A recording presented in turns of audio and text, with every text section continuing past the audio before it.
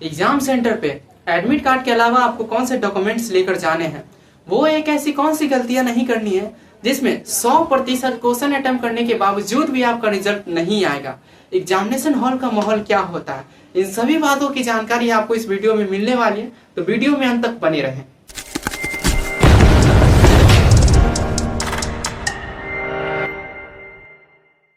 Hello दोस्तों, क्या हालचाल। उम्मीद करता हूँ कि आप लोग बहुत ही अच्छे होंगे और खुश होंगे और आप लोगों की बिहार पॉलिटेक्निक एंट्रेंस एग्जाम 2024 की तैयारी भी बहुत ही अच्छी चल रही होगी।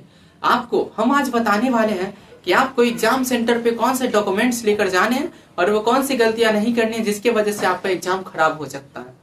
तो पहला जो डॉक्यूमेंट्स में पहला नंबर में जो आते हैं वो है एडमिट कार्ड। एडमिट कार्ड आप ऑनलाइन डाउनलोड किए होंगे, तो उसको आपको कम से कम 2 फोटोकॉपी लेकर जाने हैं एग्जामिनेशन हॉल पे। कितने फोटोकॉपी? 2। तो पहला हमें कौन सा डॉक्यूमेंट्स लेकर जाना है? तो पहला जो हमारा है वो है एडमिट।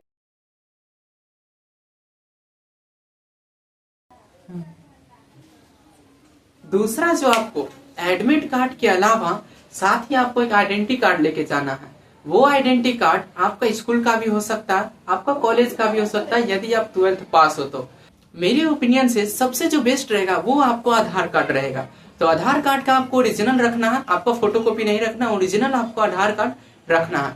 साथ ही आपने जब ऑनलाइन एग्जामिनेशन फॉर्म भरा होगा इस एंट्रेंस एग्जाम का, तो आपने जो फोटो दिया है वही 2 फोटो आपको एग्जाम सेंटर पे लेके जाना है। 3 डॉक्यूमेंट्स हो गए फ्रेंड्स। पहला जो आपका एडमिट कार्ड हो गया, दूसरा कोई भी आइडेंटिटी कार्ड, आईडी कार्ड, इसमें आप आधार कार्ड भी रख सकते हैं। तीसरा 2 फोटो, 2 फोटो, वही फोटो जो आप एंट्रेंस एग्जाम का फॉर्म भरते समय दिए होंगे, वही 2 फोटो आपको लेकर जाना है। ये सारे फोटो आप एग्जामिनेशन व्यूअर को दिखाइएगा। वेरिफिकेशन व्यूअर को जब आप ये सारे डॉक्यूमेंट्स दीजिएगा तो आपको गेट में एंट्री मिल जाएगी और आप एग्जाम देने चले जाइएगा। आपको एग्जाम देने से पहले आपको ये बात का बेहद ही ध्यान रखना है, जो आपको नाश्ते में कुछ भारी सामान नहीं खाना, यानी कि एग्जाम देने से पहले अधिक तेल से बने कोई भी भोज्य पदार्थ का आपको सेवन नहीं करना है, क्योंकि अभी गर्मी का टाइम चल रहा है, जून का महीना है, जून के महीने में एग्जाम पड़ गया है आपका, तो इस बातों का विशेष ध्यान देना है। जैसे छोला भटूरे हो गए, समोसे हो गए, या जितने भी अधिक तेल से छने हुए जो पदार्थ है उसका आपको सेवन नहीं करना है एग्जाम देने से पहले, क्योंकि यदि आप इसका सेवन करके एग्जाम देने जाते हैं तो गर्मी के कारण आपको पेट में गैस बन सकते हैं, आपको पेट दर्द हो सकता है, जिस कारण आपका एग्जाम देने में बहुत ही कठिनाइयां हो सकती है। मेरा ऐसा ओपिनियन है कि आप बहुत ही हल्का सामान खाकर जाए, जैसे आप बिस्किट खा सकते हैं, खीरा खा सकते हैं, यही सब सामान आप खाकर जा सकते हैं, कुछ स्नैक्स ले सकते हैं। तो आपको ये इन्हीं बातों का विशेष ध्यान देना है, जो आपको भारी सामान नहीं खाना। साथ ही आपको एग्जामिनेशन हॉल में एक पानी की बोतल अपने साथ लेकर जाना बेहद ही जरूरी है, क्योंकि एग्जाम देते समय गर्मी के कारण आपका गला सूखेगा और यदि आपको उस समय पानी उपलब्ध नहीं होगा तो आपका एग्जाम देने में कठिनाई आ सकती है और आपका एग्जाम खराब हो सकता है। तो एक ठंडी सी पानी की बोतल आपको अपने साथ लेकर एग्जामिनेशन हॉल में जाना है। बाकी लोग शायद नहीं लेकर जाएंगे, तो उस बातों पर आपको ध्यान नहीं देना है, आपको जरूरी लेकर जाना 1 लीटर का पानी का बोतल। और आपने ये देखे होंगे जो एग्जाम के एडमिट कार्ड के नीचे बहुत सारे रूल रेगुलेशन बताए गए हैं, तो वो हम आपको अभी जानकारी देने वाले हैं। पहला जो हमारा रूल है वो है इलेक्ट्रॉनिक गैजेट। आपको जैसे स्मार्ट वॉच हो गया, ईयरफोन हो गए, ईयरबड्स हो गए, तो आपको कोई किसी भी प्रकार की इलेक्ट्रॉनिक गैजेट आपको साथ लेकर नहीं जाना है। यदि आप लेकर जाइएगा तो एग्जामिनेशन वेरिफिकेशन व्यूअर जो होते हैं वो आपको साइड में खुलवा कर रखवा देंगे, तो आपका ले जाना बेकार है। हो सकता है इस दरमियान आपका फोन खो जाए, क्योंकि बहुत सारे बच्चे साथ ही आपके साथ एग्जाम देने आते हैं, तो सभी के रहते हैं। हो सकता है कुछ आप ही का सामान चोरी हो जाए, तो बहुत सारे सामान गुम होने का डर रहता है, तो आपको कोई भी प्रकार के इलेक्ट्रॉनिक गैजेट लेकर एग्जामिनेशन हॉल पे नहीं जाना है। साथ ही आपको जूता पहनकर नहीं जाना है, आपको चप्पल में जाना है। साधारणतः आप एक चप्पल पहन सकते हैं, आपको जूता पहनकर बिल्कुल भी नहीं जाना। अगर आप जाते हैं तो आपका जूता बाहर ही खुलवा दिया जाएगा और आपको नंगे पैर आपको अंदर जाना पड़ेगा। इसीलिए आप बेहतर ध्यान रखें, जो आपको जूता नहीं सिंपल चप्पल पहनकर जाना है। उसी के साथ आपको फुल बाही, मतलब जो हमारे यहाँ तक जो कलाई तक जो शर्ट होता है वो भी आपको नहीं पहनना।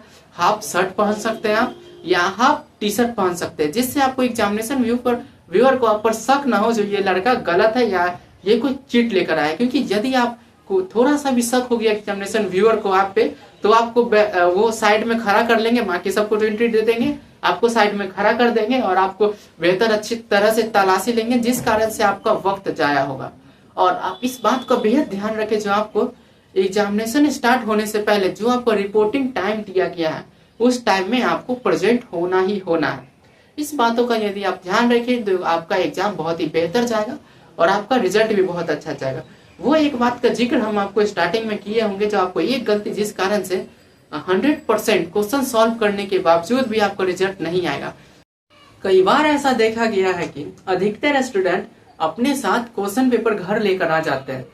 वो क्वेश्चन पेपर जो आपको एग्जामिनेशन हॉल पे मिलता है आपको सॉल्व करने के लिए, जिसको देखकर आप OMR शीट भरते हैं, वो क्वेश्चन पेपर आपको अपने साथ घर नहीं लाना है।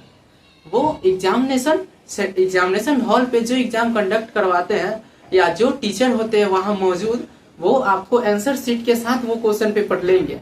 यदि आप वो क्वेश्चन पेपर अपने साथ घर ले आते हैं तो आप 100% क्वेश्चन बनाने के बावजूद भी आपका रिजल्ट शो नहीं होगा और आपका रिजल्ट नहीं होगा और आपकी सारी मेहनत बर्बाद हो सकती है। तो इस बात का बेहद ध्यान रखें, जो क्वेश्चन पेपर आपको एग्जामिनेशन हॉल पे मिल रही है उसको आप वहीं छोड़ कर आए, अपने साथ घर लेकर ना आए। एग्जाम देते समय आपको एक भी क्वेश्चन छोड़ के नहीं आना, आपको 1 बाय 1 सारे क्वेश्चन को अटेम्प्ट करना है। 90 क्वेश्चन होते हैं, आपने 60 क्वेश्चन को बना लिया लेकिन आपसे 30 क्वेश्चन नहीं बन रहे, तो उस क्वेश्चन को आपको बिल्कुल नहीं छोड़ना है, क्योंकि इसमें आपको नेगेटिव मार्किंग नहीं है। तो यदि आप गलत भी बनाएंगे तो आपका नंबर नहीं कटेगा। इसी कारण आपको कोई भी क्वेश्चन छोड़ के नहीं आना है। आपको यहाँ पे तुक्का का इस्तेमाल करना है। और तुक्का आपको कैसे लगाना है, ऐसा नहीं करना है जैसे कि हम बता रहे हैं यहाँ A है, B C D ऐसे होता है, A B C D A।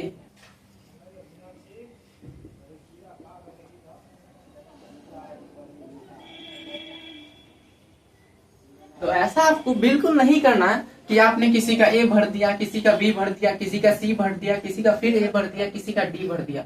तो इस प्रकार से यदि आप करेंगे तो आपका बहुत ज्यादा गलत होने का चांस हो सकता है, क्योंकि ऐसा हो सकता है जिसका आप A भर रहे हो उसका B हो, जिसका B भर रहे हो उसका C हो, जिसका C भर रहे हो उसका D हो। तो आपको कैसे भरना है, आपको एक आंसर लेना है, यानी कि आप A भी ले सकते हैं, आप B भी ले सकते हैं, या C ले सकते हैं, या D ले सकते हैं। मेरे ओपिनियन से आपको B लेना चाहिए, आपको B। बाकी आपका जितना भी बचा हुआ क्वेश्चन है, यदि आपका 30 क्वेश्चन बचा हुआ तो आपको सारे के सारे क्वेश्चन में केवल B भरना है, या सारे के सारे क्वेश्चन में A भर सकते हैं आप, या C भर सकते हैं, या D भर सकते हैं। आप अलग अलग क्वेश्चन में अलग अलग आंसर ना भरे, आप सभी क्वेश्चन में एक भरे। आप B भर रहे हैं तो पूरा का पूरा 30 क्वेश्चन में आप B भरे। यानी कि मेरे ये कहने का मुख्य वजह ये है कि जैसे मान लीजिए आपका 30 क्वेश्चन है, ये तो 100% गारंटी उसमें से 8 या 7 के आपके B होंगे, या 8 या 7 के आपके A होंगे, या 8 के 7 के C होंगे, या D हो सकते हैं। एक 8 या 7 के जरूर होंगे। यदि आपका 7 क्वेश्चन भी इस तुक्के के से सही हो जाता है, आपको 7 × 35, आपका 35 मार्क्स का आपको बोनस मिल जाएगा। तो यदि आपको 35 नंबर का आपको बोनस मिल जाता तो आप कई हजारों बच्चों से आप आगे हो जाएंगे और आपको एक अच्छा कॉलेज मिल जाएगा। तो इसी के साथ हम वीडियो को यहीं समाप्त करते हैं। यदि आप हमारे चैनल पर नए हैं तो हमारे चैनल को सब्सक्राइब कर लें। इसी प्रकार की जानकारी हम आपको बेहतर देते रहेंगे, तो हमें कृपया सपोर्ट करें।